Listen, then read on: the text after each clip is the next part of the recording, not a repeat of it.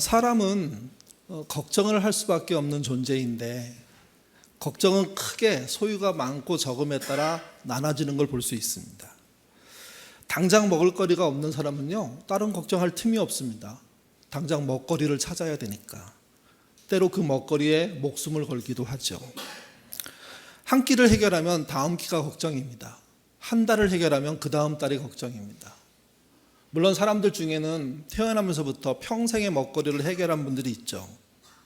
많은 분들이 그분들을 부러워합니다. 그들은 나 같은 걱정 안 할 거라고. 근데 여러분, 그들에겐 걱정이 없을까요? 먹거리 문제에서 해방돼도 사람에게는 다른 걱정거리라는 게 생겨나게 돼 있고 그 걱정거리에 끌려다니면서 인생을 살게 돼 있습니다. 걱정은 무한대라고 봐야 됩니다. 그 걱정 중에 해야 될 걱정이 있고 하지 말아야 될 걱정이 있다는 거 우리 사회적으로도 많이 알려져 있잖아요. 하지 말아야 될 걱정, 나열하기가 다 아실 거니까 하지 않더라도 해야 될 걱정은 뭘까? 그거 한번 생각해 보셔야 됩니다. 많은 철학자들이 뭘 사람이 꼭 걱정해야 될까라는 얘기를 할 때 등장하는 공통적인 두 가지 이야기가 있습니다. 하나는요, 사람답게 사는 게 뭐냐. 또 하나는요, 어떻게 죽을 거냐. 이 두 가지의 걱정을 하지 않는 건 나머지 걱정을 그 두 가지를 빼고 나머지 걱정에 빠져 있는 건 걱정다운 걱정을 못 한다는 겁니다. 근데 여러분 생각해 보십시오. 당장 내일 먹거리가 없는 사람에게 먹는 걱정, 그건요 중요한 겁니다. 그걸 먹어야 다음 끼로 가고 다음 날로 가고 다음 달로 갈 수 있는 한 걸음을 갈 수 있기 때문에, 그러니까 그 고통스러운 현실 속에서 사람이 사람답게 사는 게 뭘까? 나는 어떻게 죽을까? 이런 걱정을 해야 한다고 얘기하는 거죠. 그래서 어렵습니다. 제대로 된 걱정을 하는 건 쉬운 일들이 아닙니다. 일반 사람만 그럴까요? 아니요. 신자들도 동일합니다. 독일에서 활동하고 있는 한국인 철학자, 우리에게 굉장히 유명하고 독일에서도 꽤 유명한 한병철이라는 분이 계십니다. 그분이 이런 말을 최근에 책에서 남겼습니다. 우리가 죽기에는 너무 생기가 넘치고 살기에는 너무 죽어있다. 같이 한번 읽어볼까요? 읽겠습니다. 우리는 죽기에는 너무 생기가 넘치고 살기에는 너무 죽어있다. 이게 뭔 말일까요? 그냥 애매하게 살고 있다는 겁니다. 대충 살고 있다는 겁니다. 아니, 어떤 인생에 대충이 있을까요? 치열하죠. 정말 생사를 당장 걸지 않았지만 그것을 걸었다는 마음으로 살아가는 사람들이 부지기수인데, 이 철학자는 자기가 속해 있는 독일 사회의 사람들을 들여다봤을 때 너무 생기 없이 죽지 못하는 상태로 살고 있다 하는 이야기를 합니다. 그러면서 등장시킨 비유가 좀비입니다. 좀비. 움직이는 시체가 좀비죠. 사람다움은 사라지고 오직 죽지 않은 상태로 유지되는 괴물, 그게 좀비입니다. 근데 독일 사회의 대다수의 사람들을 그는 좀비로 본다는 겁니다. 건강하게 장수하는 거 중요합니다. 근데 여러분, 사람답게 살지 못하면서 건강하고 장수한다는 건 사실은 그 개인이나 그 사회나 그 가족이나 치명상을 입을 수 있는 원인입니다.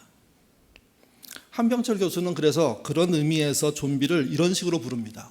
피트니스 좀비, 보톡스 좀비, 사치품 좀비, 여행하는 좀비.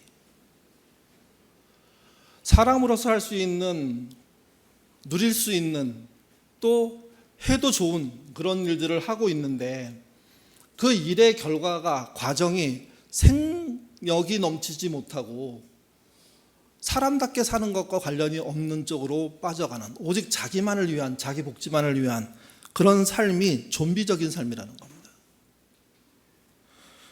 운동으로, 성형으로 생명을 연장할 수 있습니다.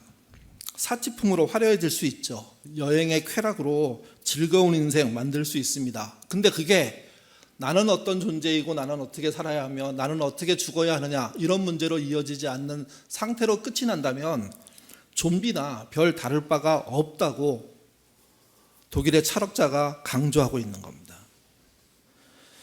신자도 하나님께서 주신 기회를 잃어버리면 저는 비슷하다고 생각합니다. 건강하셔도 잘 사셔도 누리셔도 상관없이 좀비적인 삶을 살 수 있겠구나 하는 생각이 듭니다. 오늘 본문은 그런 의미에서요, 남유다도 그렇다는 이야기를 할 수 있습니다. 하나님은 예언자 이사야를 통해서 지속적으로 우리가 계속 읽고 있는 대로 벌써 이사야서 26장이 지나가고 있지만 27장이 지나가고 있지만 그 말씀 속에서 보면 끊임없이 하나님이 원하는 삶은 없고 그래서 망하는 사람들에 대해서 이야기하고 있는 겁니다. 그때 사용되는 말이 경고입니다. 경고란 조심하도록 미리 주의를 주는 거죠. 경고를 무시하면 벌 받습니다. 그럼에도 남유다는요, 끊임없이 하나님의 경고를 무시합니다. 어떻게 무시합니까? 크게 두 가지입니다. 하나님께 예배하고 절기를 지키고 안식일만 지키는 것으로 하나님을 향한 모든 책임을 다했다, 이렇게 생각합니다. 그리고 나머지 6일은 자기 욕망에 따라 사는 거죠. 돈의 우선순위로 사는 겁니다. 이런 사고를 하나님은요, 불신앙이라고 말합니다. 종교적인 활동은 하지만 신앙은 없다, 이렇게 보시는 겁니다. 불신앙을 향하고 있는 유대인들이 진짜 숭배하는 건 누구였을까? 두 가지라고 설명합니다. 하나는 강대국이고요, 그 다음은 돈이었습니다. 하나님은 더 이상 두려움의 대상이 아니라는 겁니다. 부강한 나라가 두려움의 대상이고 돈이 떨어지는 게 두려움이 대상이 되는 거죠. 그래서 그들은 강대국에게 아부합니다. 하나님은 구체적으로 이스라엘이 강대국에게 아부하고 그들의 그늘 밑으로 들어가려고 하는 것에 대해서 거부하셨습니다. 그런데 그들은요, 성전에 있는 금은 기구까지도 바치면서 그들에게 보살펴 달라고, 결국 그들은 아수르의 좀비가 되고 바벨론의 좀비가 되고 결국 그래서 망하게 되는 거죠. 또 이스라엘이 오해한 게 있었습니다. 하나님은 자기들만의 하나님이라고 생각한 겁니다. 하나님은 그걸 깨기 위해서 이사야서 13장부터 27장 그 내용 하나하나를 들면서 나라를 들면서 당신이 심판하시겠다는 이야기를 하므로 당신이 이스라엘 남유다만의 왕이 아니라 하나님이 아니라 열방의 우주의 하나님이심을 밝히십니다. 그 내용들이 13장부터 27장까지 나열되어 있습니다. 근데 그 중간에 오늘 본문이 22장인데요. 22장만은 갑자기 남유다 얘기로 바뀌어 버립니다. 남유다도 다른 열방과 똑같은 상태의 심판을 받고 있는 거라는 것을 알려주고 싶으신 겁니다. 그러니 온 우주가 심판을 받고 있다면 너희도 열애할 수 없다. 정신 차리고 지금의 경고를 들어라. 그래야 망하더라도 살 길이 생기는 거다 하는 메시지를 전해주시는 겁니다. 오늘 본문은 이렇습니다. 이사야서 22장 1절부터 3절 말씀입니다. 함께 소리내어 읽겠습니다. 환상의 골짜기에 관한 경고라. 내가 지붕에 올라가면 어찌 민고 소란하며 떠들던 성 즐거워하던 거울이여, 너희 죽임당한 자들은 칼을 죽은 것도 아니요 전쟁에 사망할 것도 아니라 너희 관원들도 다 함께 도망하다가 활을 버리고 결박을 당하였고 너희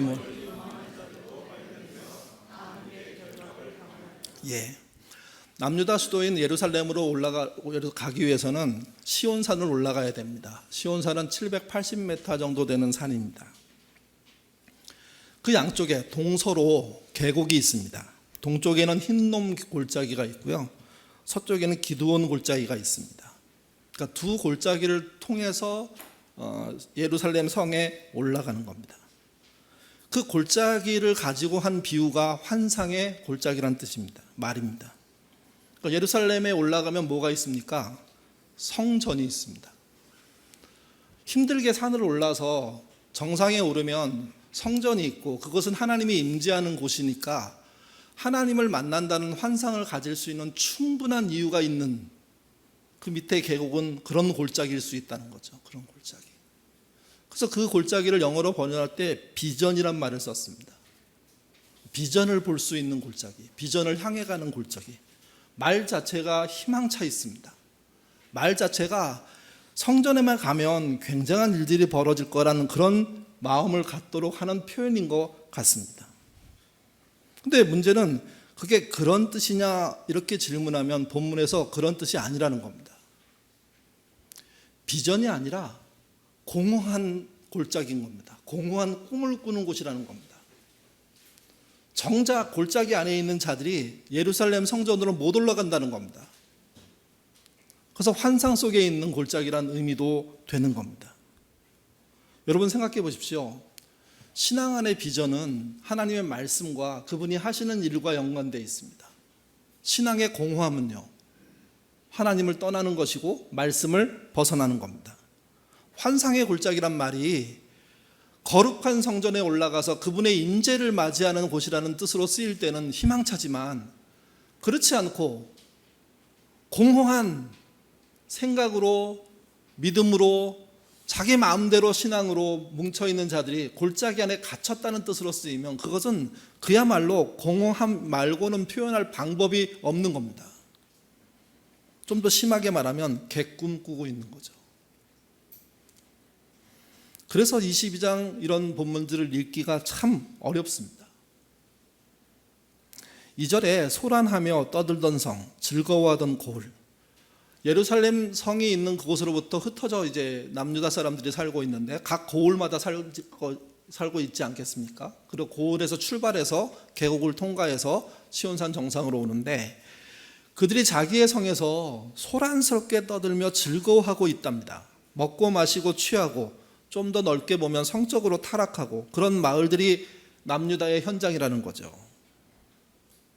근데 그들이 나라가 당하고 있는 위기는 감지하지 못하고 있습니다. 첫 번째 감지하지 못하는 이유는 정보가 없기 때문입니다. 정보를 쥐고 있는 사람들이 왜곡하기 때문입니다. 편집해서 자기에게 유리하게 전달해 주기 때문입니다. 그래서 나라에 걱정이 없고 안녕하다고 생각하고 우리가 말이야 아수라에게 잘 보이면 모든 문제가 해결돼, 그들에게 좀 조공바치면 평안할 수 있어 하는 정치적인 해석, 해법들에 빠져가지고 그래 그 정도면 됐지, 그러면 우리의 미래는 안녕한 거야 하면서 마을마다 먹고 마시는 쪽에, 건강관리하는 쪽에 인생을 다 쏟아붓고 있다는 겁니다. 정작 나라는 위기에 빠지고 있는데, 위기를 눈앞에 두고 있는데. 한 걸음 더 나갑니다. 4절부터 5절의 말씀 같이 읽겠습니다. 그러므로 내가 말하노니 돌이켜 나를 보지 말지어다. 나는 슬픔에 통곡하겠노라. 내 딸 백성이 패망하였으므로 말미암아 나를 위로하려고 힘쓰지 말지니 환상의 골짜기에 주의 만군의 여호와로부터 이르는 소란과 발핌과 혼란의 날이요 성벽의 무너뜨림과 산의. 4절은 망하는 남유다를 향해서 하나님이 하시는 말씀인데요, 나를 돌이켜, 돌아서서 이렇게 말합니다. 나를 보지 말지어다. 나는 슬피 통곡하겠노라. 돌이키면, 하나님께 마음대로 가다가 잠깐 돌이키면 하나님도 돌아선다고 생각하는 게 이스라엘의 믿음이라는 거죠. 그런데 하나님이 그 돌이킴을 거절하십니다. 돌아서서 나보지 마. 나는 이미 망했다고 생각하고 울 거야. 망한 걸 알고 슬피 통곡하고 있어. 하나님은 망해서 통곡하고 있는데 망한 현장에 있는 사람들이 몸만 살짝 돌이켜서 뒤를 돌아보면서 하나님 살려주세요. 그럼 하나님이 살려줘야 된다는 거죠. 하나님은 그런 마음이 없고, 지금의 회복이 불가능한데 말만 바꾸면, 잠깐만 돌아서면 회복이 된다고 생각하는 사람이 부지식인 겁니다. 심지어 더 엉뚱한 일은요, 나를 위로하려고 힘쓰지 말라고 말씀하십니다. 위기가 자기가 닥쳤는데 하나님을 위로해요. 하나님 저가 아프니까 슬프시죠? 이런 거예요. 이렇게 내 마음이 아픈데 하나님은 얼마나 아프세요 마음이? 이런 거예요. 하나님과 자기가 일치된 거예요. 근데 하나님과 일치된 사람은 존재하지 않습니다. 지금 심판받고 있잖아요. 그러면 일치된 사람이 아니란 뜻입니다. 근데 일치되지 않은 사람이 일치된 것처럼 말하고 행동하는 거예요. 이걸 세상에서는 긍정적인 사고라고 얘기하는 겁니다. 말만 좋게 하면 될 거라고 생각하는 것 아니라는 거죠, 이게. 그리고 말해요, 하나님께 다 잘 될 겁니다. 하나님이 하셔야 되는데. 하나님 너무 걱정하지 마세요. 해낼 겁니다. 자기가 해야 되는데. 그러니까 터무니없는 말로 스스로를 위로하고 주변을 위로하는 겁니다. 여러분, 이건 사실은 미친 겁니다. 망하고 있는데 망하는 줄 모르고 있는 거죠. 그게 이스라엘이 빠져있는 환상의 골짜기입니다. 억지 공감, 불가능한 희망, 자위, 이게 그들이 점철된 신앙의 모습이라는 거죠. 하나님은 실제 벌어지는 일을 이렇게 표현했습니다. 소란과 발핌과 혼란의 날이요 성벽에 무너뜨리는. 실제 전쟁이 벌어져서 나라가 무너지고 있는데도 불구하고 하나님 쪽으로 살짝 돌아선 그들은 말로만 회복할 수 있다고 생각하는 겁니다. 회복은 그래서 불가능합니다. 또 전쟁이 벌어지기 전에는 어떤 조치를 하면서 백성들을 속였느냐, 그게 8절부터 11절입니다. 같이 읽겠습니다. 예, 그가 유다에게 덮였을 것을 벗김에 그날에야 내가 숲을 곳간 병기를 바라보았고 너희가 다윗성에 무너진 곳이 많은 것도 보며 너희가 아랫못의 물도 모으며 또 예루살렘의 가옥을 계수하여 그 가옥을 헐어 성벽을 견고하게 하며 너희가 또 옛 몸들을 위하여 두 성벽 사이에 저주시를 만드느니라. 그러나 너희는 이 일을 행하신 이를 앙망하지 아니하였고 이 일을 옛적부터 경영하신 이를 외부에 들어오는 급박한 정보는 왜곡해서 평안하다고 대체할 수 있다고, 이런 문제는 이렇게 해결하겠다고 얘기한 그들이 내부로서는 어떤 조치를 취합니다. 8절에서는 숲을 공간의 병기라는 말이 나오는데요. 이게 적들이 모르는 무기고가 있는 겁니다. 거기에 다양한 무기를 비치한 거죠. 그걸 점검한 겁니다. 살펴보니까 우리가 준비한 게 충분히 쓸 수 있어. 충분히 있어. 이렇게 생각하는 거죠. 우리 무기, 우리 군사력이 충분해. 그렇게 그래서 백성들한테 설명하는 겁니다. 또 무너진 성벽을 개보수합니다. 일종의 공사를 일으켜가지고 눈으로 보여줍니다.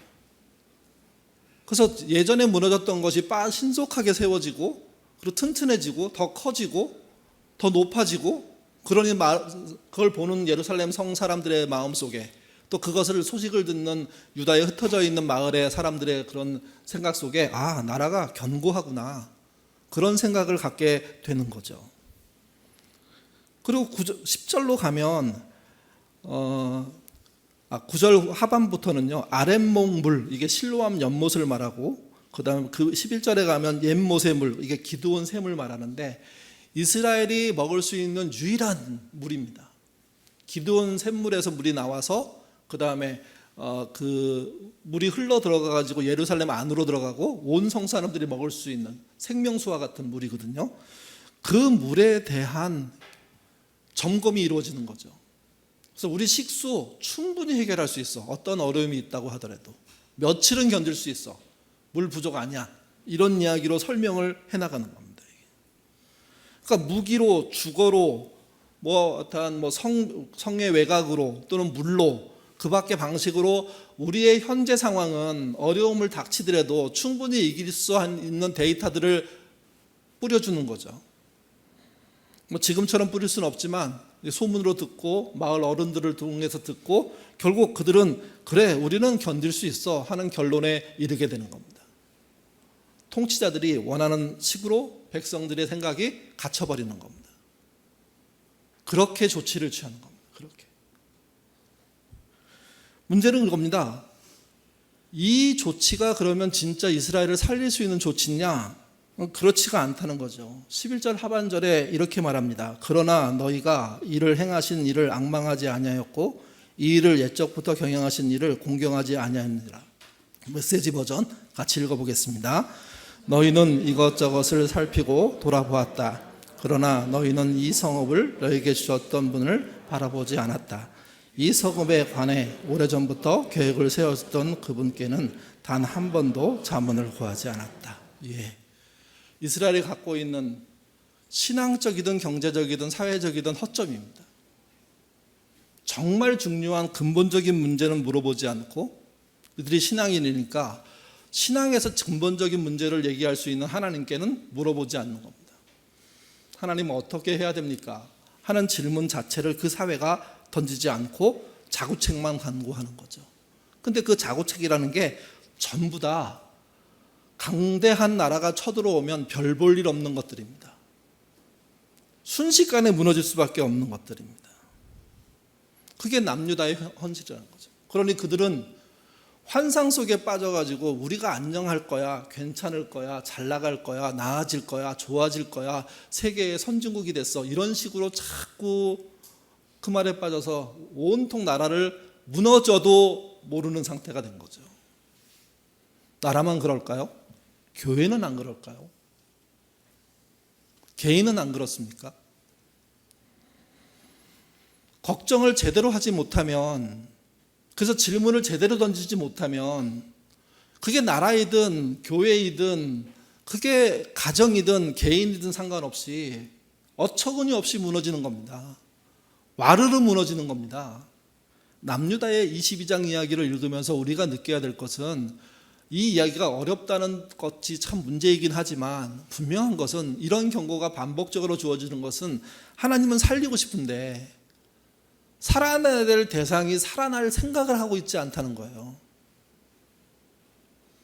하나님께 물어보지조차 않았다는 게 11절 하반절의 메시지입니다.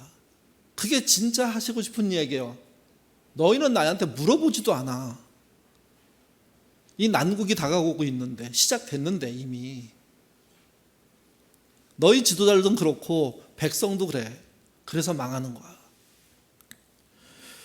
결국 무시무시한 하나님 말씀을 듣습니다. 그게 14절입니다. 읽겠습니다.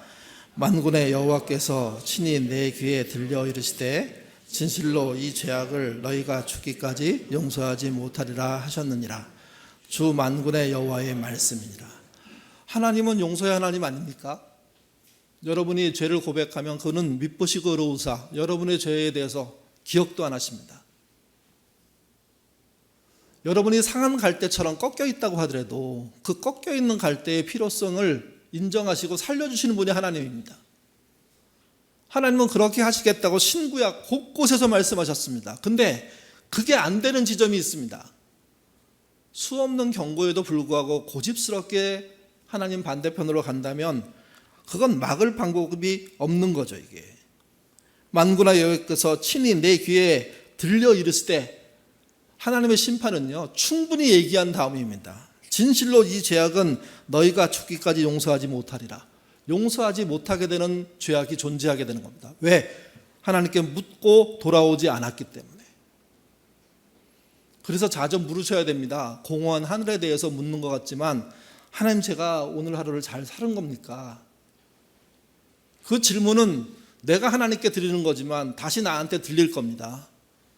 스스로 질문을 만들어서 하늘을 향해서 묻는 자에게 그 질문은 다시 질문이 되어서 나에게 질문하게 되고, 그 질문을 들여다보면서 내가 못 보는 것을 보는 것, 그게 살 길이라는 겁니다. 하나님은 생각나게 하시고 기억나게 하시고 이미 가르쳐 준 것을 깨닫게 하시는 능력의 주이시기 때문에 이스라엘은, 남유다는 그걸 안 했습니다.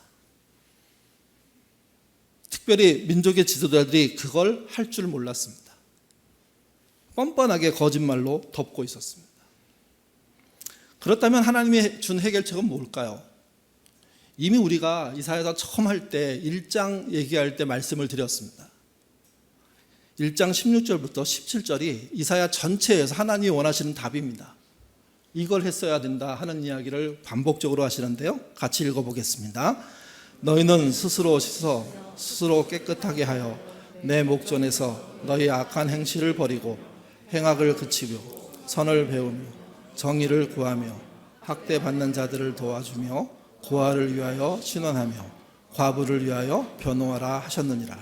예, 짧게 줄여서 말씀드렸죠. 정의로운 개인과 공의로운 사회, 공의로운 재판이라고요. 그게 실제 하나님께 응답하는 거였다고요. 기도만 하는 게 아니라 하나님, 저 하나님께 묻고 내 마음속에 저 스스로가 정의롭기 위해서 오늘 하루 애쓰겠습니다. 그리고 다가오는 사안들 하나하나를 정의의 차원에서 바라보고 성실하게 해석하고 해보는 도전.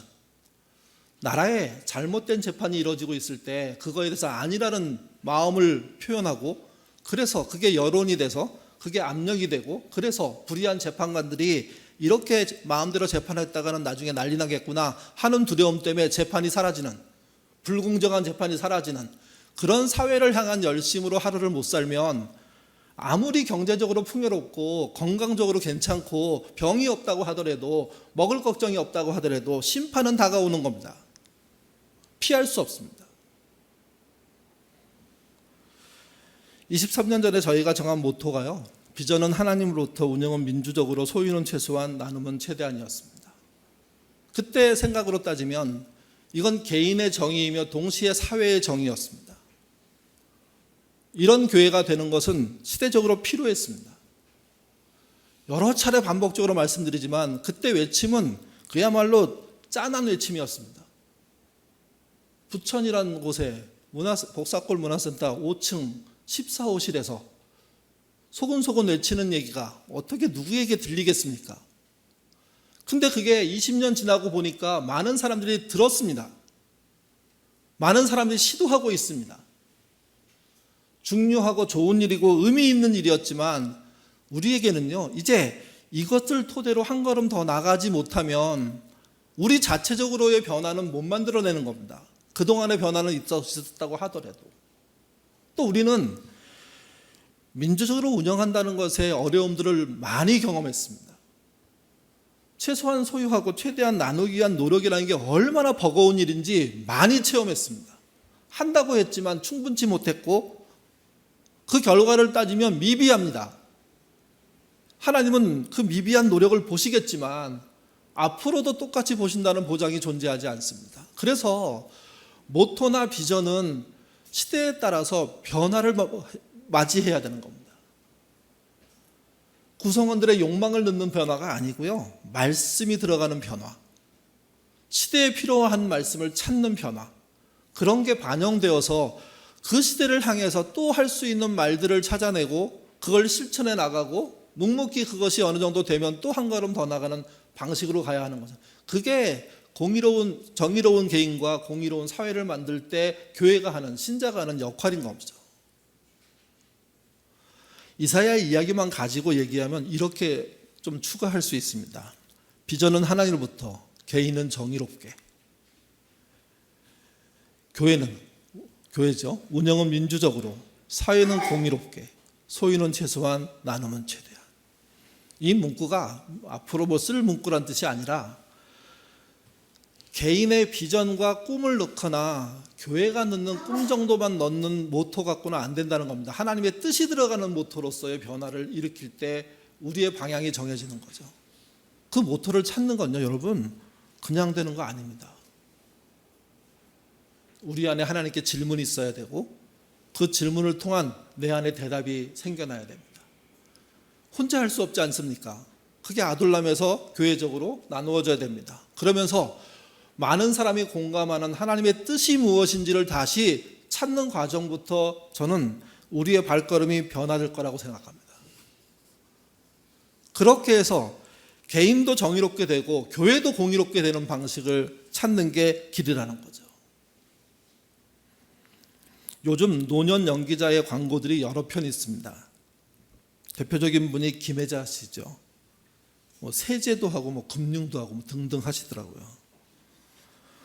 김혜자 씨가 출연한 광고 중에 이런 광고 있습니다. 연기자가 아주 고전 형식의 복도를, 좀 어두운 빛의 복도를 이렇게 걸어 들어갑니다. 쭉 긴 복도입니다. 복도 끝에 문이 있는데 굳건하게 닫혀 있습니다. 그 문을 그 연기자가 밀고 들어갑니다. 그러자 다시 복도가 나오는데 이 복도는 좀 다릅니다. 밝아져 있습니다. 그리고 예전 복도는 그냥 통 복도였는데 이 복도는 갈래길이 있는 복도입니다. 문을 열고 들어간 그 연기자가 밝아진 그 갈래길이 있는 복도를 걸어 들어갑니다. 그러자 첫 번째 소리가 우측에서 들립니다. 언제나 힘이 되겠습니다. 연기자는 들은 척도 하지 않고 첫 번째 갈린 복도를 지나갑니다. 두 번째 복도를 만날 때 또 소리가 납니다. 오직 당신만 바라봅니다. 그러자 갑자기 걸어가고 있던 연기자가 멈추고 얼굴을 돌리고 그리고 그쪽을 향해서 바라봅니다. 환한 얼굴이 되어서. 그리고 장면이 바뀝니다. 연기자가 거실이 있는 식탁에, 거실이 있대요. 의자와 책상이 있는 거실에 들어가서 앉아 있습니다. 그때 라디오에서 소리가 들립니다. 평생 함께 하겠습니다. 그러자 앞에 바로 장면이 기대하는 장면이었으니까 사람들은 자연스럽게 기대에 부응하는 결과이구나 이렇게 볼 수 있는데 갑자기 그 연기자가 하품을 크게 합니다. 그리고 화면이 바뀝니다. 연기자의 얼굴이 클로즈업 됩니다. 그리고 그가 그 청취자들한테 시청자들한테 묻습니다. 듣기 좋지? 고개를 끄덕끄덕하면서 듣기 좋지? 그렇게 세 번째 소리가 나죠. 듣기 좋지 하면서 질문을 던집니다. 이게 진짜 듣기 좋은 소리야? 그리고 라디오를 꺼버립니다. 그리고 중요한 마지막 두 멘트를 남기는데요. 그 첫 하나가 근데 저런 말들이 살아가는데 도움이 되니? 조금 해설을 붙이면 언제나 힘이 되겠습니다. 오직 당신만 바라봅니다. 함께 하겠습니다. 평생. 이 말제처는 우리 시대에서 많은 사람들이 공감을 얻고 위로를 받고 실제 삶 속에서 쓰이고 있는 말들이죠. 이게 경제 활동에서도 쓰이고 있습니다. 복지에서도 쓰이고 있습니다. 교회에서 설교로서도 충분히 쓰이고 있는 메시지입니다. 근데 그게 시간이 지나서 계속 이 듣기 좋은 얘기를 듣고 있는데 진짜 그게 도움이 된 적이 있니? 진정한 도움이 되니? 하고 질문을 던지는 겁니다. 여기까지만 들으면 뭔 선전인지 알 수가 없습니다. 상당히 의미심장하게 접근했는데 그랬더니 갑자기 그 연기자가 핸드폰을 탁 들면서 화면을 바라보면서 금융은 실전이야. 여러분, 금융을 빼고 신앙은 실전이야. 삶은 실전이야. 실전이란 말은 좀 심하죠. 일상이야. 라고 집어넣으면요, 교회가 전하는 복음적인 메시지가 들어있는 광고라고 해도 틀릴 바가 없습니다. 칭찬하자고 해서 냅다 그냥 아무런 칭찬이나 막 던지던 그게 우리 사회 아닙니까? 공감하자 그랬더니 잘못된 일까지 다 공감해주고 막 우쭈우쭈 해주고 그게 우리 교회들 아닙니까? 웃음이 건강에 좋다고 했더니 억지로 웃는 훈련을 교회가 하고 그러면서 그렇게 해더라도 웃으니까 삶이 행복해졌다고 그게 신앙인지 복음인지 알 수가 없는 것들이 막 들어와서 교회를 다 흐트려 버렸습니다. 문제는 이겁니다. 더 좋은 방법이 이제 없습니다. 교회는 못 찾는 것 같고요. 세상에서 누군가 찾아서 하나 던지면 한 텀은 더 가겠죠. 위로받고 칭찬받고 공감하고 그 다음 뭐? 그게 인생에 도움이 됐니? 실전에 도움이 됐니? 광고를 만드는데 금융의 광고를 만드는 사람들도 사람들에게 근본적인 질문을 던집니다. 교회가 그러지 않다면 이거 문제 있는 거 아닙니까? 정말 중요한 질문을 안 던지고 생명을 살리는 질문을 안 던지고 그저 그냥 오늘 재밌게 오늘 맛있게 오늘 즐겁게 오늘 건강하게만 목표가 된다면 그래서 인생의 잡동사니만 가지고 계속해서 교회의 이야기가 흘러간다면 교회는요 그냥 처박히는 겁니다. 그 시간으로.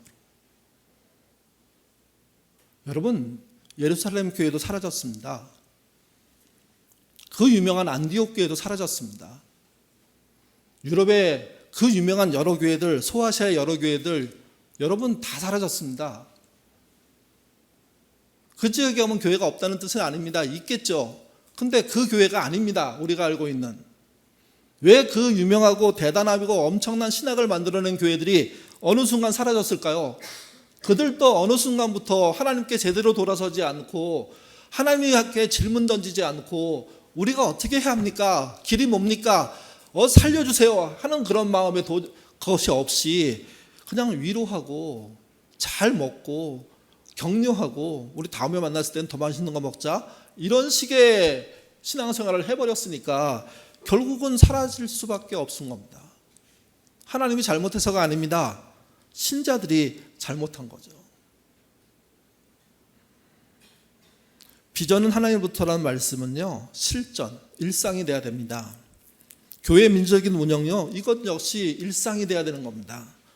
최소한의 소유, 최대한의 나눔, 이거 하려고 애써서 진짜 우리가 갖고 있는 소유, 교회가 갖고 있는 소유가 나눔에 쓰여지는 모습으로 결과로 나와야 되는 겁니다. 정의로운 개인 되셔야 됩니다. 공의로운 사회, 공의로운 재판을 하는 나라 되도록 여러분의 갖고 있는 시민으로서의 의식들, 태도들, 그게 물질이든 그게 발언권이든 그게 여러분의 자리로부터 할 수 있는 영향력이든 쓰셔야 되는 겁니다. 그러지 않으면 스톱하는 거고 그러지 않으면 무너지는 겁니다. 신자가 제대로 된 방향을 갖고 신자답게 살려고 노력하는 것, 그래서 중요합니다. 건강하게 오래 살 궁리가 아니라 잘 죽을 궁리 할 필요가 있는 겁니다. 더 가치 있게 살고 더 정의롭게 살고 더 공의롭게 살다가 그렇게 애쓰다가 죽어야 됩니다. 그런 자에게 하나님의 위로와 진짜 환상의 골짜기가 무엇인지 보여주는 그런 결과가 나오게 되는 거죠. 서로 자유하면서 과대하게 공감하면서 아무것도 하지 않는 그런 식으로는 답이 없다는 말입니다. 오늘 말씀의 핵심은 그래서 그겁니다. 하나님은 그렇게 말씀하시는 겁니다. 제발 내게 묻고 내 말을 듣기 위해서 멈추고 기다려라. 답이 올 때까지 계속 좀 물어라. 성령은 살아계셔서 여러분에게 이미 가르쳐진 말씀이 생각나게 할 것이고 몰랐던 걸 알게 하실 겁니다. 기독교인들은 그런 신비적인 하나님의 이끄심을 쫓을 수 있을 때 건강해질 수 있습니다. 사회 통념의 건강이 아닌, 좀비가 되는 건강이 아닌 영원히 사는 건강 쫓아가시는 저와 여러분 되어주시기를 주님의 이름으로 부탁드립니다. 기도하겠습니다. 하나님, 저희들은 반복적으로 남유다 사람들처럼 하나님 앞을 떠나 멀리 돌아갑니다. 그리고 개인적으로 만들어낸 환상, 개인적으로 만드는 내가 복음, 여기에 빠져 삽니다. 인간이 만들어낸 신학이 완벽한 구원을 만들어낸다는 착각도 갖고 있고 교단이 문제를 해결해 줄 거라는 생각도 갖고 있습니다. 수많은 사람들이 예배에만 참석하면, 헌금만 하면, 교회가 시키는 일 열심히 하면 하늘의 상급이 크다는 착각 속에, 환상 속에 빠져 있기도 합니다. 또 사회적으로는 건강에 대해서, 취미생활에 대해서, 누림과 공감에 대해서 만연한 이야기들 속에 허우적대는 그런 모습들도 너무도 많습니다. 주님, 이 험난하고 현란한 세상 속에서 우리는 어떤 길을 찾아야 할지 걱정입니다. 주님이 오셨을 때 정말 자신을 따르라고 말씀하신 그 영향 있는, 권위 있는 말씀을 누구도 쫓지 못했던 것을 기억합니다. 그 모습에 우리가 교훈을 얻어 우리만은, 나만은 주님을 따를 수 있는 자로 서려고 노력하는 신자 되도록 인도하여 주옵소서. 그리고 이 신앙의 목적이 여기서 어떻게 건강하게 오래 누리며 잘 사느냐, 이런 문제가 아니라 사람답게 사느냐, 한 걸음 더 나가서 하나님이 정말 뜻을 따르다 죽느냐 하는 것임을 잊지 않도록 도와주시고 우리가 해야 될 근본적인 방향들에 대한 질문을 하나님께 던지게 하옵소서. 예인교회도 동일합니다. 23년의 은혜를 잊어버리지 않기 위해서는 근본적인 질문들을 던져야 됩니다. 주님, 내가, 예인교회가 어떤 것부터 회개해야 될지 알려주십시오. 저희가 무지합니다. 그래서 우리가 열심히 하나님 나라 일을 하면서 지었던 잘못들을 돌이키는 일부터 시작하는 우리가 되도록 인도하여 주옵소서. 주님은 미쁘시고 의로우셔서 그렇게 애타게 자기를 돌아보는 자들에게 기회를 주실 것입니다. 그래서 예인교회가 거듭날 수 있고 미래를 더 볼 수 있고 할 일이 있는 교회가 되는 것이라고 생각합니다. 그런 교회를 향한 노력들 다시 한번 마음속에 다지는 우리 예인의 식구들 되도록 도와주시옵소서. 그러나 주님, 우리 안에 위로가 필요한 사람들이 있습니다. 격려가 필요한 사람들이 있습니다. 그것이 필요한 자들에게 실제 위로하고 격려하고 공감하는 일은 신자로서 해야 될 마땅한 일입니다. 작아 보이지만 한 사람을 붙잡아 줄 수 있는 일들이 있다면 그게 정의로운 일이고 공의로운 일이기에 해내는 우리가 되도록 도와주옵소서. 그래서 정말 정의와 공의를 얘기하는 사람들이 딱딱하고 싸늘하고 싸가지 없다고 듣는 이런 것을 넘어서는 정서적인 따뜻함도 갖는 교회 될 수 있도록 인도하여 주옵소서. 아둘람이 그런 품는 곳이 되게 하시고 그 품어진 곳에 들어온 사람들이 안전하고 평안하면서 하나님의 뜻을 함께 묻고 함께 길을 찾는 그런 공동체 되도록 인도하여 주옵소서. 감사하며 예수님 이름으로 기도드립니다. 아멘.